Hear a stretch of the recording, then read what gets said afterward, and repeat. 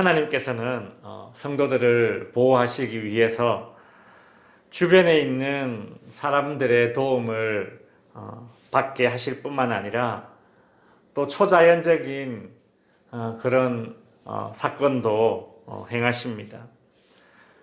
하나님께서 다윗을 보호하시기 위해서 다윗 주변에 있는 요나단 그리고 그의 아내 미갈을 사용하셔서 그들의 도움을 받고 생명을 건질 수 있었고, 또 오늘 본문에서는 초자연적인 일이죠.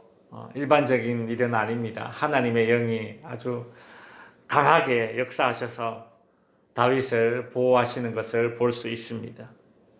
오늘 18절에 보시면 다윗이 도피하여 라마로 갔다라고 합니다.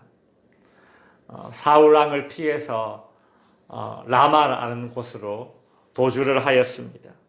이 라마에는 다윗 자신에게 기름을 부은 사무엘 선지자가 살고 있었습니다.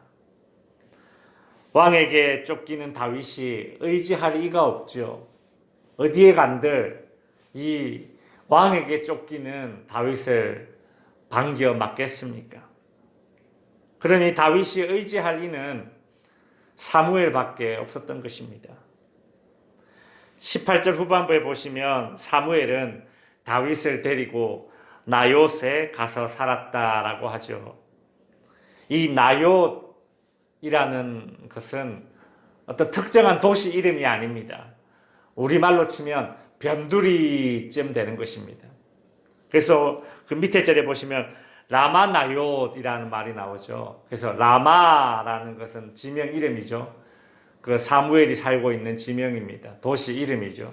근데 라마 나요스이라고 하면 어느 도시의 변두리 이쯤 되는 거죠. 예를 들어서 대구시의 어느 한 구석 변두리 이쯤 되는 겁니다. 라마 나요스, 라마라는 도시의 변두리에 가서 살았습니다. 아마도 사울의 눈을 피하기 위해서이지 않을까 추측할 수 있죠. 그러나 19절에 보시면 어떤 사람이 사울에게 이르되 다윗이 라마 나요스에 있더이다 라고 전합니다. 사울이 이 다윗을 잡기 위해서 전국 방방곳곳을 다 스파이를 심어놓고 말이죠. 얼마나 이 다윗을 잡아 죽이려고 혈안이 되었는지를 알 수 있죠. 그죠? 이 라마 나요스, 라마라는 도시의 변두리에 있었지만 그곳에서도 이 다윗과 사무엘을 발견하고 이 왕에게 일러 바치는 이들이 있습니다. 사울은 이 얘기를 듣고 다윗을 잡으려고 전령들을 보냅니다. 군사들을 보낸 거죠.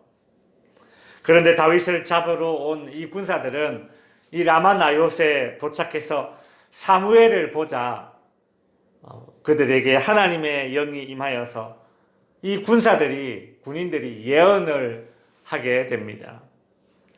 일반적으로 성경에서 특별히 구약에서 이 예언이라는 것은 선지자들이 하나님의 말씀을 받아 대언하는, 즉 전하는 그런 역할을 했을 때에 우리가 예언이라고 합니다.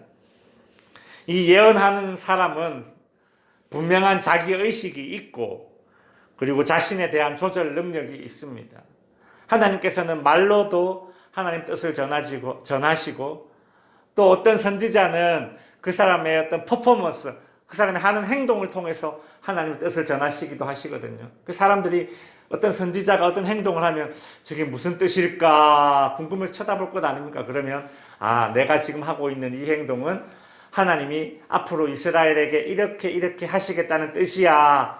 그렇게 풀어주면 사람들이 더 이렇게 강하게 인식을 하게 되죠. 선지자는 분명한 어떤 그런 의식이 있는 상태에서 하나님의 말씀을 전하게 됩니다. 그래서 이 선지서나 이런 예언서에 보면 그 선지자가 어떤 말을 하느냐 이 예언의 내용에 강하게 초점을 두고 있죠. 그런데 이제 오늘 본문에 나오는 이 다윗을 잡으러 온 군인들이 하나님의 영을 받아서 예언하게 되었다라는 이 본문은 기존의 선지자들이 했던 예언과는 약간 경우가 다릅니다. 다윗을 잡으러 온 이 군인들은 자기 자신을 조절할 수 있는 그런 능력을 상실한 그런 예언입니다. 좀 하나님의 영이 강하게 임해서 그들의 아주 강한 황홀경에 빠지게 되고 이들은 자기 자신을 조절할 수 있는 능력을 상실했습니다. 여러분, 군인은 명령에 죽고 명령에 사는 자들이죠. 임무를 수행할 수 있는 그런 능력을 갖춘 자들이 바로 군인입니다. 다윗을 잡으러 온 그런 작전을 수행해야 되는 이 군인들에게 하나님의 영이 강하게 임해서 이들은 그 작전을 수행하지 못할 정도로 그런 상태로 지금 처하게 된 것입니다. 사울이 그 이야기를 듣고 다른 군인을 이제 보냅니다. 아마 뭐 더 탁월한 어떤 그런 군인을 보냈겠죠. 그러나 그 군인들도 라마 나요스에 와서 이전 군인들과 동일하게 하나님의 영이 임해서 그들의 명령을 완수하지 못하고 그렇게 다시 돌아가게 됩니다. 사울이 어떠한 군인들을 뭐 해병대, 뭐 특수부대, 뭐 아무리 보내도 그들의 군인들이 자신들의 임무를 완수하지 못하고 그냥 가게 되죠. 그래서 22절에 보시면 이에 사울도 라마로 가서 세구에 있는 큰 우물에 도착하여 물어 이르되 사무엘과 다윗이 어디 있느냐. 사울이 직접 라마로 갔습니다. 그 우물 곁에 서서 사무엘과 다윗이 어디 있는지 사람들에게 이제 물어보는 장면이 나오죠. 여러분, 이 장면은 우리가 사무엘상 10장에서 이전에 이미 보았던 장면입니다. 이런 비슷한 장면이 있습니다. 라마라는 그런 도시에 와서 우물 곁에 서서 사무엘이 어디 있느냐라고 물었던 것이 사무엘상 10장에 나옵니다. 이 사울이 아버지가 잃어버렸던 암나기를 찾아서 헤매다가 이 라마라는 곳에 도착해서 이 사무엘이 어디에 있는지 찾게 되죠. 그 일이 다시 지금 또 일어나는 것입니다. 하나님께서 과거에 사울이 왕이 되기 전에 이 라마로 이끌어서 이 우물 곁에서 사무엘이 어디 있는지 이야기를 듣게 하고 그래서 사무엘을 만난 것처럼 지금 하나님께서 그 과거에 사울이 경험했던 그 경험을 다시금 하게 하시는 거예요.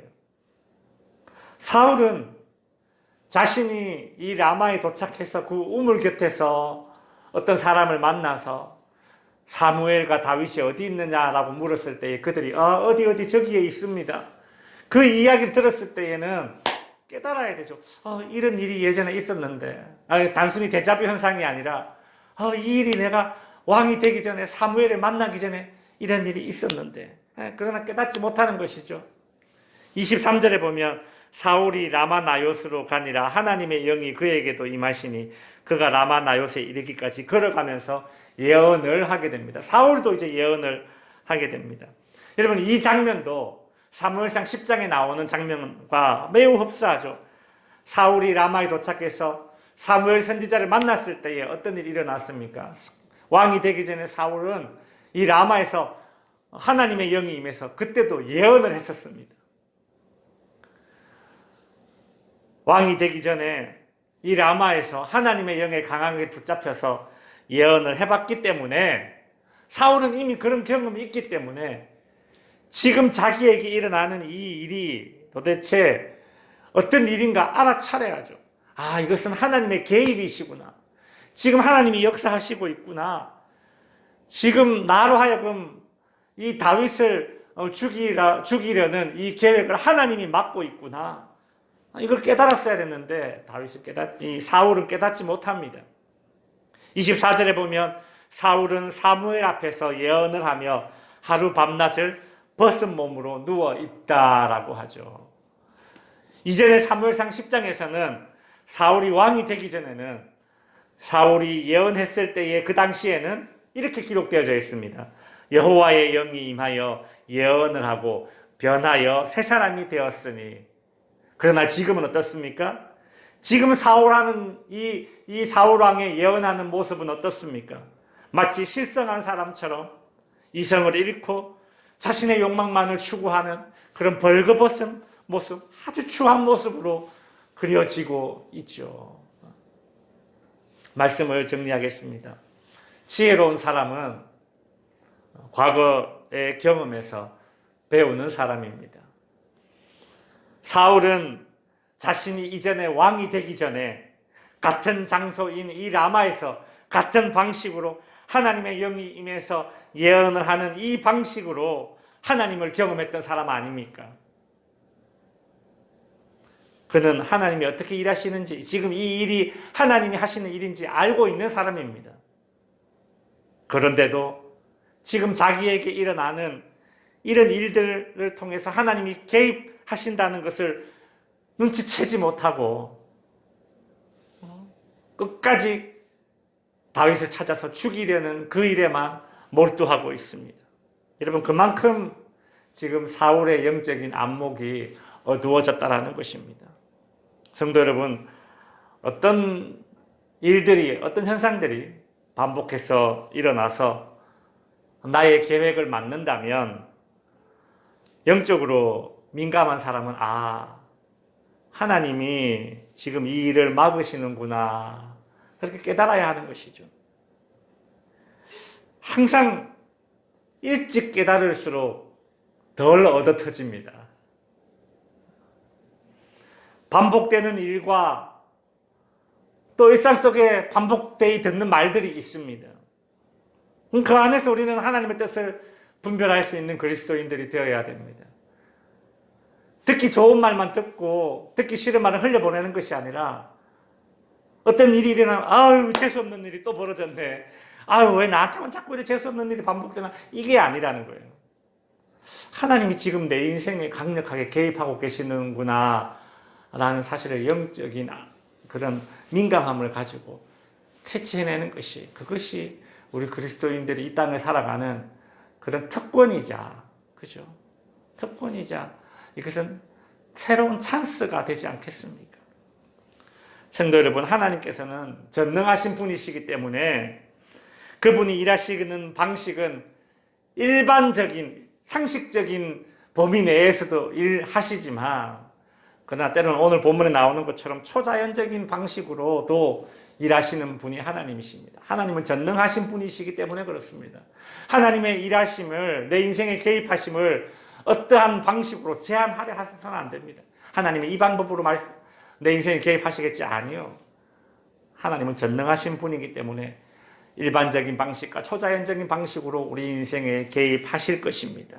그때에 내 인생에 찾아와 내 인생에 개입하시는 그런 하나님을 빨리 알아차리고 그 하나님의 뜻에 순응하는 그런 영적인 민감함을 갖추어서 하나님이 원하시는 삶을 살아드리는 우리 덕지교회 성도님들이 될 수 있기를 주님의 이름으로 축원드립니다. 기도하겠습니다.